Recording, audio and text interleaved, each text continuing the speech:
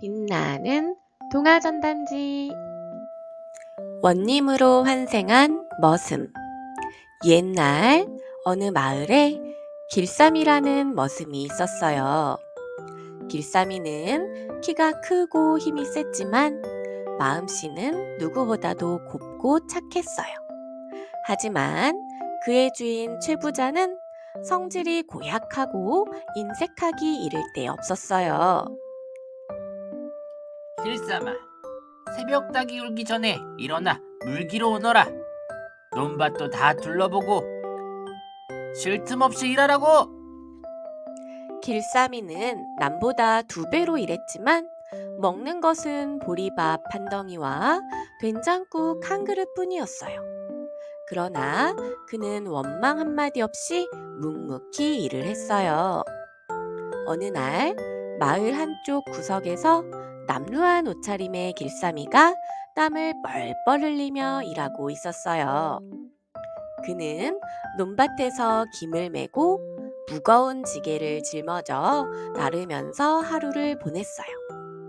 손바닥에는 굳은 살이 가득했고 지게끈에 어깨가 짓눌려 빨갛게 부어올랐지만 그는 불평 한마디 하지 않았어요. 그날도 마찬가지였어요.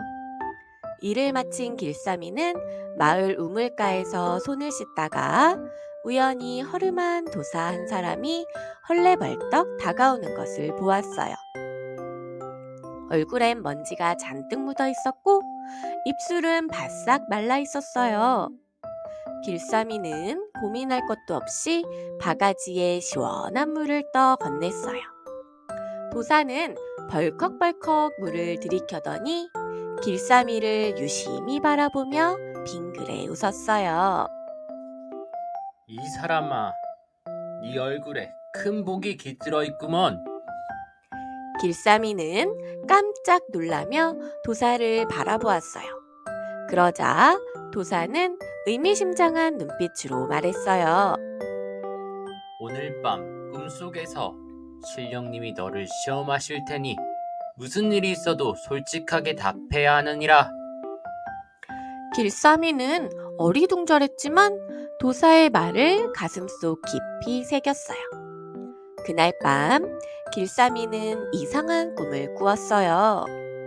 달빛이 어른거리는 안개 속에서 흰 수염이 길게 늘어진 신령님이 그의 앞에 나타났어요.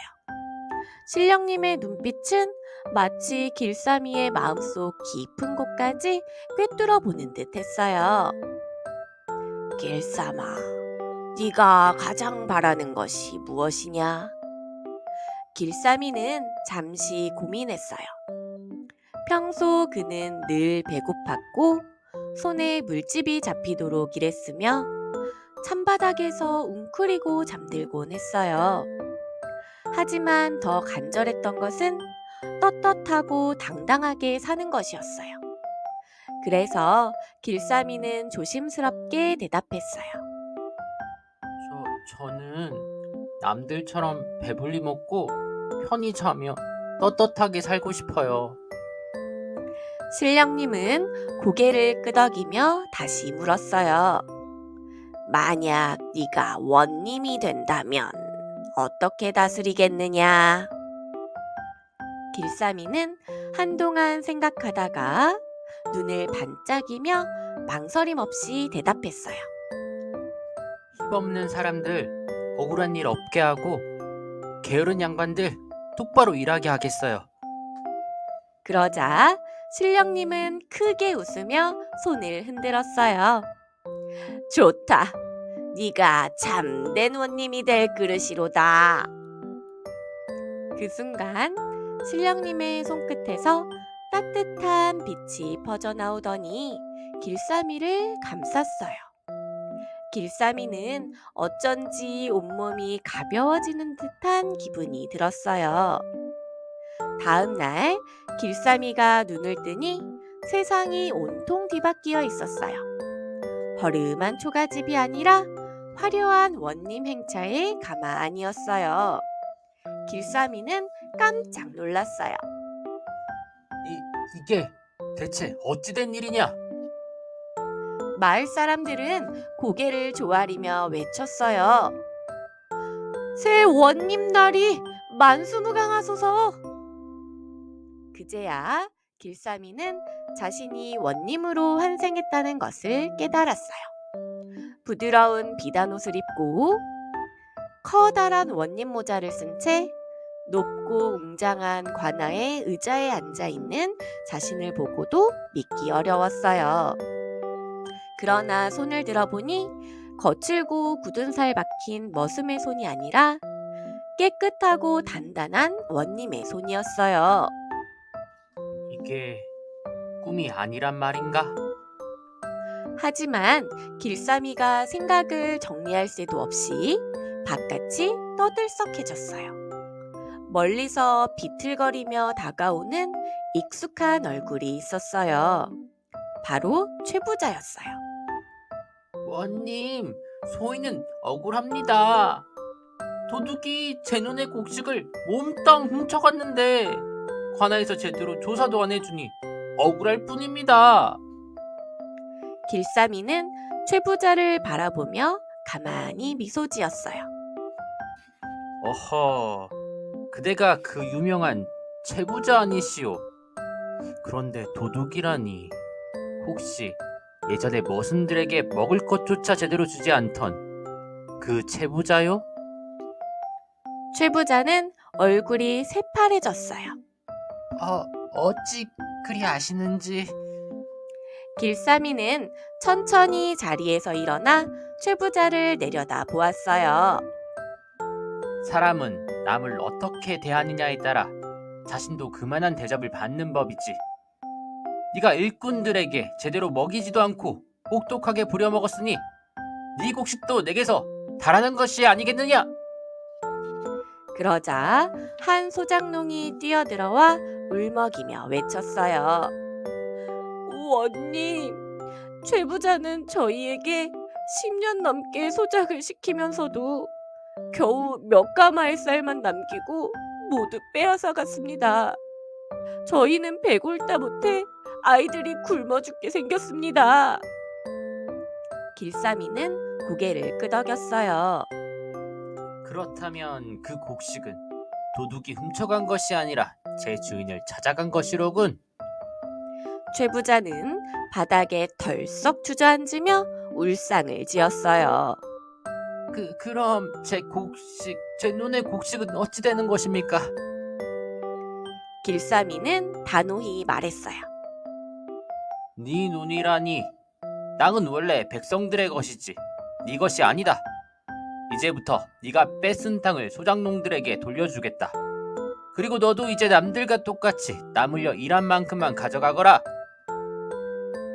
그 말이 떨어지자마자 관아에 모여있던 백성들이 함성을 질렀어요. 만세! 원님 만세! 어느 날 길쌈이는 시장을 둘러보다가 한쪽 구석에서 웅크린 채 배를 움켜쥐고 있는 꼬마 아이를 발견했어요. 얘야, 왜 그러느냐? 길쌈이가 다가가 묻자 아이는 눈물을 글썽이며 대답했어요. 엄마가 저에게 밥을 해주고 싶다며 일하러 나가셨는데 아직도 안 오셨어요. 배가 너무 고파서. 길쌈이는 가슴이 철렁 내려앉았어요. 아이의 볼은 홀쭉하게 들어가 있었고 손발은 새처럼 깡마른 모습이었어요. 주변을 둘러보니 굶주려 눈빛이 흐려진 사람들, 바닥에 지친 듯 주저앉은 노인들이 가득했어요. 하지만 그 맞은편에서 부자들은 기름진 음식을 차려놓고 배를 두드리며 웃고 있었어요. 길쌈이는 화가 치밀어 올랐어요. 이럴 수가 있단 말인가? 길쌈이는 즉시 관아로 돌아가 관리들을 불러 모았어요. 네, 지금부터 하는 말을 똑똑히 듣거라. 당장 창고를 열어라. 부자들에게 걷어들인 세금과 창고에 쌓인 곡식을 모아 밥창고를 만들 것이니라. 한 관리가 망설이며 물었어요. 허나 원님, 창고의 곡식은 나라에서 백성들에게 나눠주라고 정한 것이 아닙니다.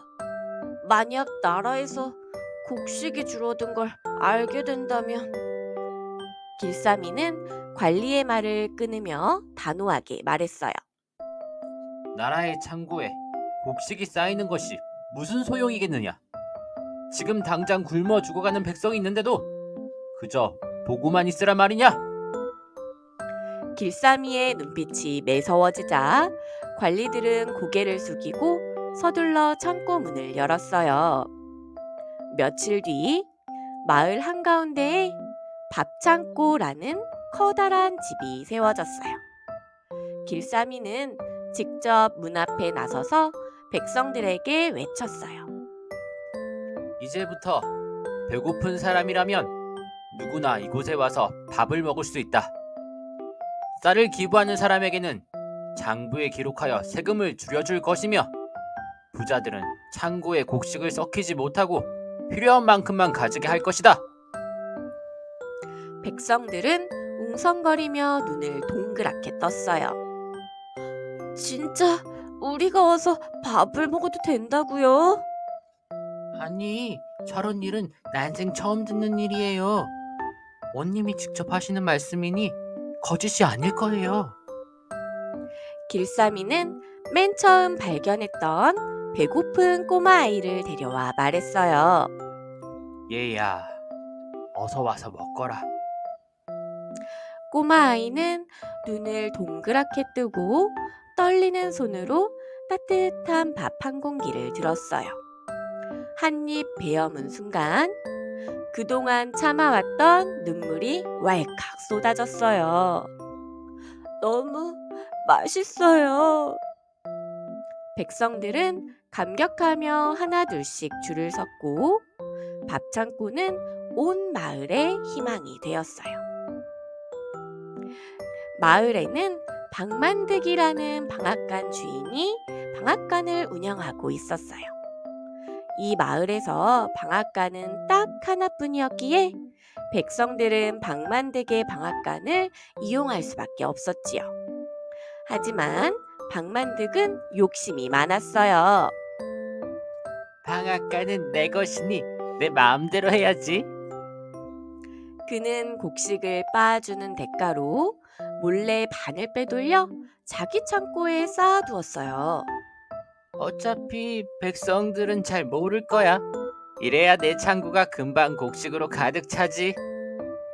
방만득은 이렇게 혼자 희죽거리며 꾀를 부렸어요. 어느 날 허름한 옷을 입은 한 노파가 쌀 한 되를 꼭 쥔 채 방앗간을 찾아왔어요. 만득이 주인장, 제발 이 쌀을 정성껏 빻아주세요.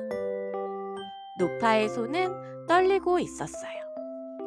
이게 내 집 마지막 곡식이에요. 내일 손녀가 찾아오는데 이걸로 떡을 해주려고 해요. 하지만 방만득은 노파가 떠나자마자 쌀의 절반을 빼돌리고 보릿가루와 쌀겨를 섞어 돌려주었어요. 다음 날 노파는 떡을 만들다가 깜짝 놀랐어요. 아니, 이게 뭐예요? 이건 떡이 아니라 모래 반죽 같잖아요. 떡을 만들었지만 보릿가루가 너무 많이 섞여 반죽이 부스러지고 쌀겨가 씹혀 거칠기만 했어요. 노파는 서둘러 방앗간으로 달려갔어요. 만득이 주인장, 대체 이게 무슨 짓이에요? 그러나 방만득은 코웃음을 치며 말했어요. 노파님, 그게 다 그런 법이에요. 싫으면 딴 데 가시던가. 노파는 어찌할 바를 몰랐어요. 이 이야기는 금세 마을에 퍼졌고 결국 원님인 길쌈이의 귀에까지 들어갔어요. 길쌈이는 당장 방만득을 관하로 불렀어요. 방주인, 네가 곡식을 빻아주는 대가로 백성들의 쌀을 빼돌렸다는데 사실이냐? 박만득은 땀을 삐질삐질 흘리며 손사래를 쳤어요. 아이고 원님, 절대 아닙니다. 소문일 뿐이에요. 저는 억울합니다. 길쌈이는 빙긋이 웃으며 말했어요. 그래? 그러면 이리 와서 네가 직접 먹어보거라. 네? 무엇을 말씀이세요? 방주인이 빼돌린 곡식과 섞은 쌀로 밥을 지어오너라. 길쌈이는 하인을 시켜 박만득이 빼돌린 곡식으로 밥을 짓게 했어요.